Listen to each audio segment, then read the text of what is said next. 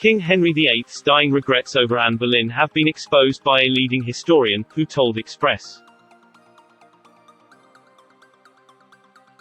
Co.uk how the grief after his wife's execution ate away at him until he died. King Henry VIII famously had 6 different wives during his tumultuous 36-year reign over Tudor England.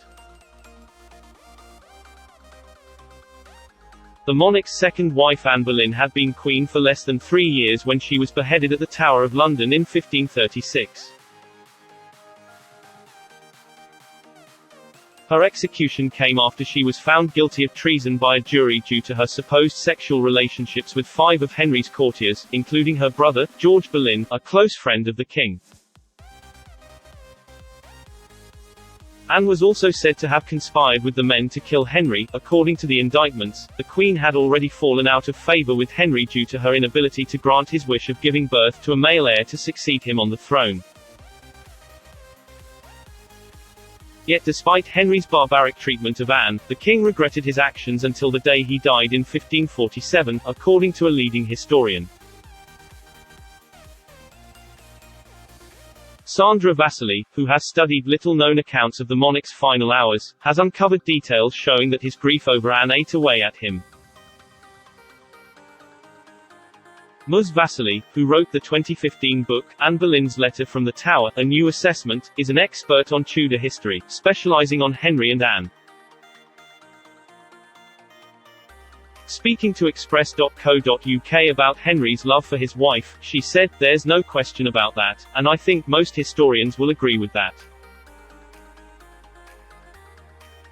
That she was his one true love. Yes, he had her beheaded for many, many reasons, but the epilogue to this story, especially the expression of his grief on his deathbed, is, this is my theory, that throughout the rest of his life he thought he could recreate that love.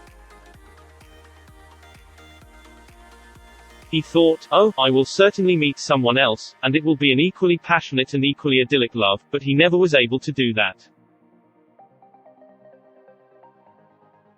And so, I think partly that in his sadness and his bitterness over the people that he chose to have executed is one of the main things that ate away at him."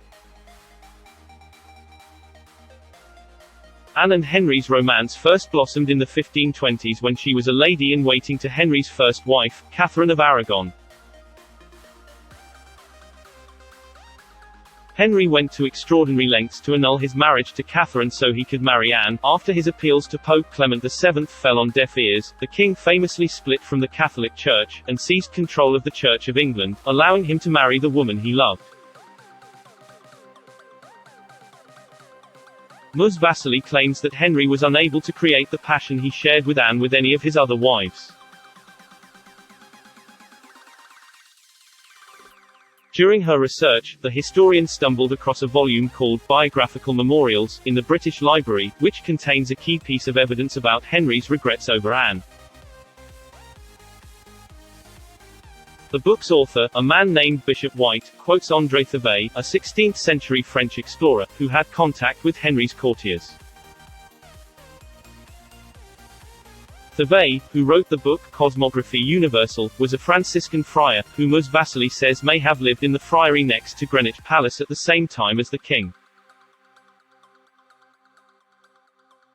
Thevet's record of Henry's final words is quoted by Bishop White on a scrappy piece of parchment in his volumes, which Ms. Vasili translated from Old French. It reads, "The king acknowledges with great grief at his death the injuries he had done to the Lady Anne Boleyn and her daughter." Ms. Vasili said, and then, underneath that it says in French, "Several English gentlemen have confided to me that he has repented upon his deathbed of the injustices done to Queen Anne Boleyn. Of her having been falsely accused, and for the punishment imposed upon her that she died in good Christian standing and is to be buried in accordance with the Church of Rome. It is in association with this situation, that he, Henry, has attempted to right these injustices, and with his whole heart, signs his name to this testimony." So, in other words, this Franciscan friar, who was a contemporary of Henry's, and his close courtiers, is reporting that some of those courtiers told him, the friar, this. That at Henry's death, he regretted with great grief the injustices he had done. Anne Boleyn's letter from the Tower, a new assessment, was written by Sandra Vasili and published by Made Global Publishing in 2015. It is available here.